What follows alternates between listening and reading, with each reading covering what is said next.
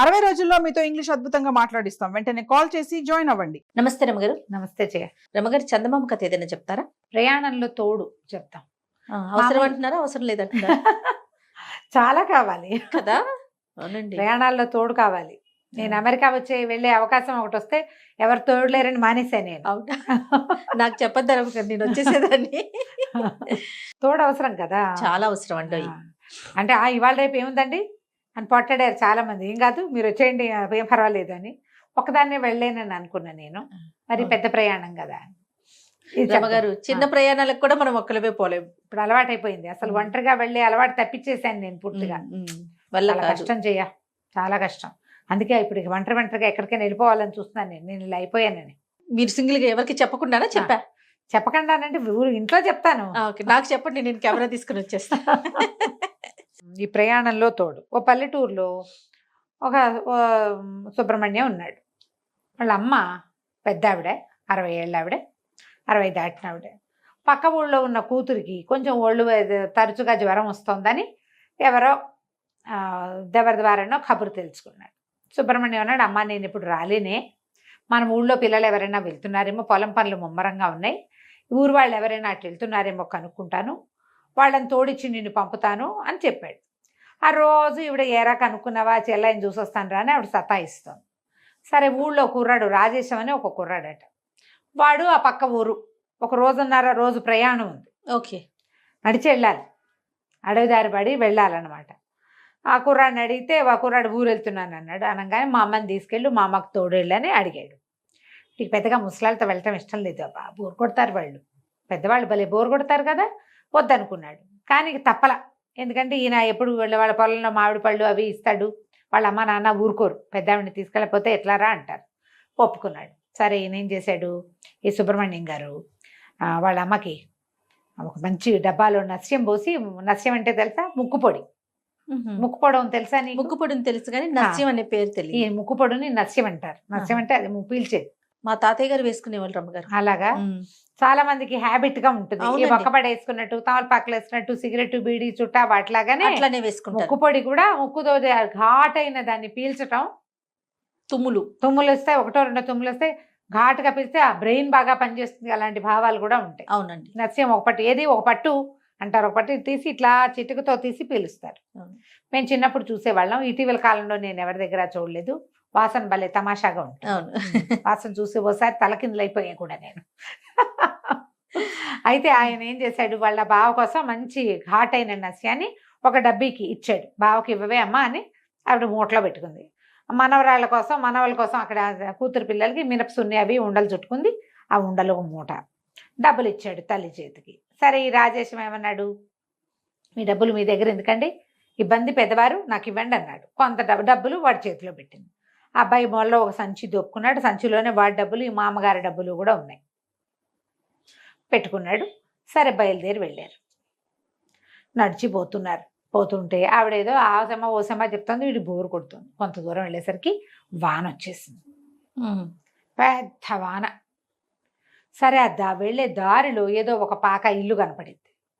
వీళ్ళు ఆదరా బాదరా నెత్తి మీద చెంగేసుకుని ఆవిడ తువ్వాలు కప్పుకుని వాడు పరిగెడితే సరే, కిటికీ దగ్గరికి వెళ్ళి కుర్రాడు, ఏమంటే వానకు తడిసిపోతున్నాం, ఈ పూట ఇక్కడ ఉండనివ్వండి అని అడిగాడు. ఆ లోపల ఇంటి ఆవిడంది, ఏమిటి వండిచ్చేది, ఇంట్లో మొగాళ్ళు ఎవరు లేరు, ఇట్లా బయట వాళ్ళని చేర్చుకో, మేము వెళ్ళి బాబు ఆ పంచా నుంచి పోండి అంది. అనగానే ముసలావిడ కుర్రాన్ని పక్కకు చూసి అక్కడ కనపడి ఆ కిటికీలోంచి, అమ్మ పెద్దదాన్ని, మరి మీ అమ్మ లాంటి దాన్ని, అబ్బాయి మీ తమ్ముడు లాంటి వాడు, ఏమీ దాంతో ఇబ్బంది ఏమీ లేదమ్మా, వానకు తడిస్తే వెళ్ళలేము, బట్టలు తడిసిపోతున్నాయి అదే లేదు అనగానే ముసలావిడ కనపడేసరికి ఆ ఇంటి ఆవిడ తలుపు తీసింది. ముసలావిడ చక్కగా మాటలు కలిపి, ఎంతమంది పిల్లలు, ఏ ఊరమ్మాయి, నిన్ను ఏ ఊరు ఇచ్చారు అడిగి, మీ అమ్మ వాళ్ళ దేవురు, మీ అమ్మమ్మ దేవురు, మీ అత్తారి దేవురు అన్ని ప్రశ్నలు వేసి ఎక్కడో దూరపు చుట్టుగా బీరకాయ పీచ ఒకటి కలిపేసింది.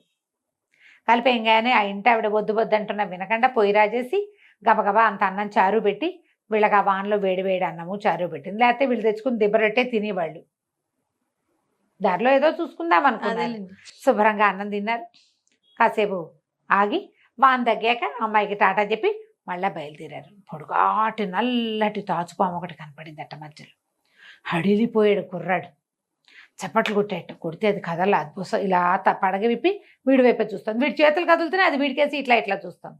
ఈవిడేం చేసింది, ముసలావిడ చేతిలో చిన్న కర్ర ఉంది, కర్రని ఇట్లా నేలకేసి 5-6 సార్లు కొట్టేసరికి పాము సర్రమని పక్కకి వెళ్ళిపోయింది అవతలకి వెళ్తే ఈ ముసలావిడ చెప్పింది, పాముకి చెవులు ఉండవురా అబ్బి, నువ్వు చప్పట్లు కొడితే దానికి అర్థం కాదు, చేతులు ఉప్పుతున్నావని నీ చేతులకేసి చూస్తుంది, అది కదలికలే కనపడతాయి అంతేగా, దానికి చెవులు ఉండవు, నేల అదిరితే పారిపోతుంది పాము, నేల అదిరికి పారిపోతుంది, తెలివిగా ఉండాలిరా, అట్ట భయపడితే ఎట్లా అన్నది. సరే అక్కడి నుంచి నడవటం మొదలుపెట్టారు. ఒక చిన్న కొండ మలుపు లాంటిది ఉంది అక్కడ. ఆ మలుపులోంచి ఒక దొంగవాడు వచ్చాడు. రావటం ఏం చేశాడు, రాజేశం గడి మెడ మీద పెట్టేశాడు కత్తి. తీ డబ్బులు ఏమున్నాయి, తీయి అని హడిలిపోయి వణికిపోయి కుర్రాడు బొడ్లో ఉన్న సంచి తీపోయాడు.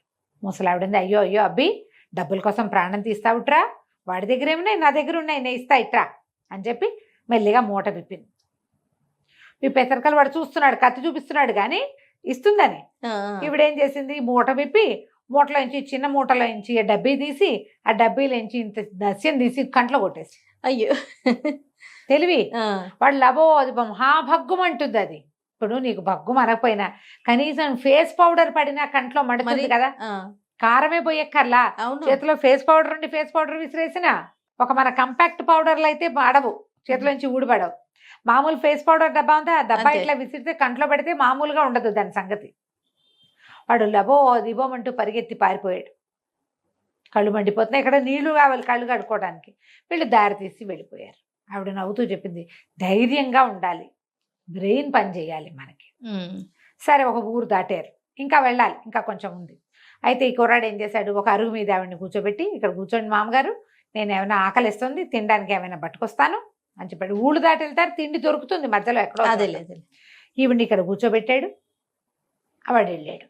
ఎంతసేపటికి రాడే, దుకాణాల వైపు వెళ్ళిన వాడు.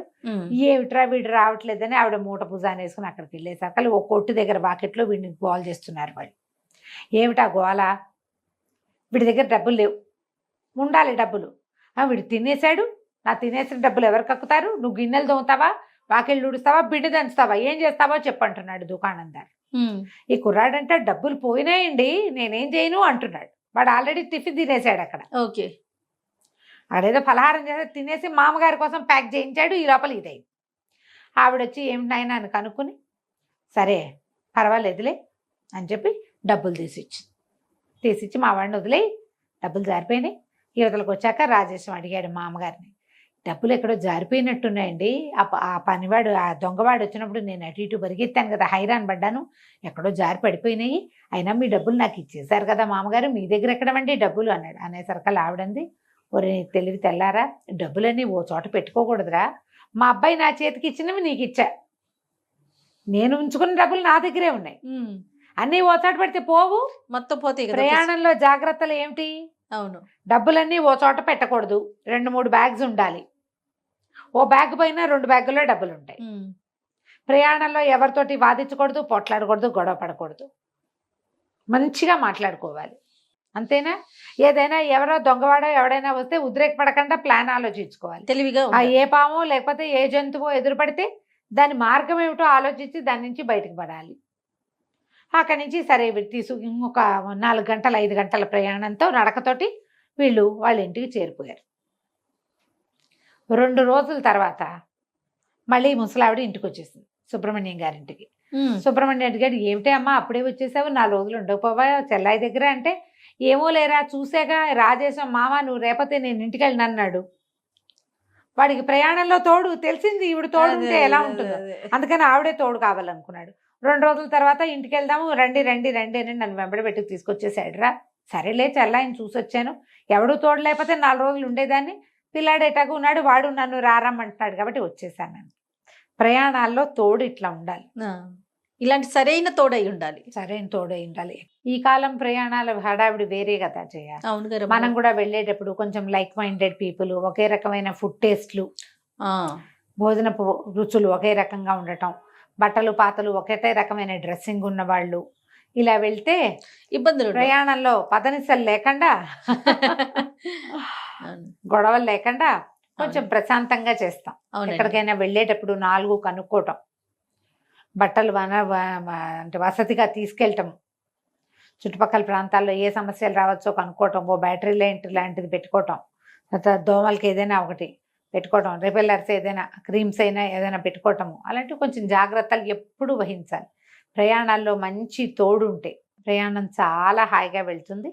ఎప్పుడైనా అలాంటి అవసరాలు వచ్చినప్పుడు అలా ఆలోచించండి, కథ మాత్రం వినేయండి, బాగుంటుంది. నమస్తే రమగారు. నమస్తే జయ.